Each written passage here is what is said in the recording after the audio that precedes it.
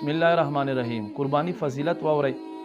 نبی پاک صلی الله علیه و آله وسلم حضرت بی بی فاطمه رضی الله تعالی عنها ته فرمایل راشه بچي خپل قربانی زناور خواته ودرېګا ولې چې دا زناور کله علالوي د اولانې قطره د وینې قطره په ځمکه باندې لګېدلې نه وي چې رب کریم د دغه بنده چې چا قرباني کېږي ټول ګناهونه معاف فرمایي. بهتره خبر هم دا دی چې سړی په خپل روپو سره په خپل مال سره په خپل لاس سره قرباني وکړي. دا غوره طریقه دی او که څوک په خپل لاس سره قرباني نشي کولی نو هغه بل چا ته هم ویلی شي، هغه هم ورپاره حلالولی شي، قرباني کولی شي.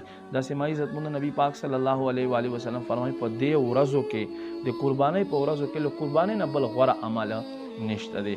قرباني مونږه کولی شو، اوله ورځ کولی شو، دویمه ورځ هم کولی شو او دریمه ورځ هم کولی شو. مونږ ته اجازت دی. لہذا کوشش کوئ قربانۍ دپاره خپل څاروي والی او دا د آخرت ګټه دی او آخرت دپاره ځان ته ذخیره اندوزي وکړئ. رب کریم دې مونږ ته عمل توفیق نصیب کړي.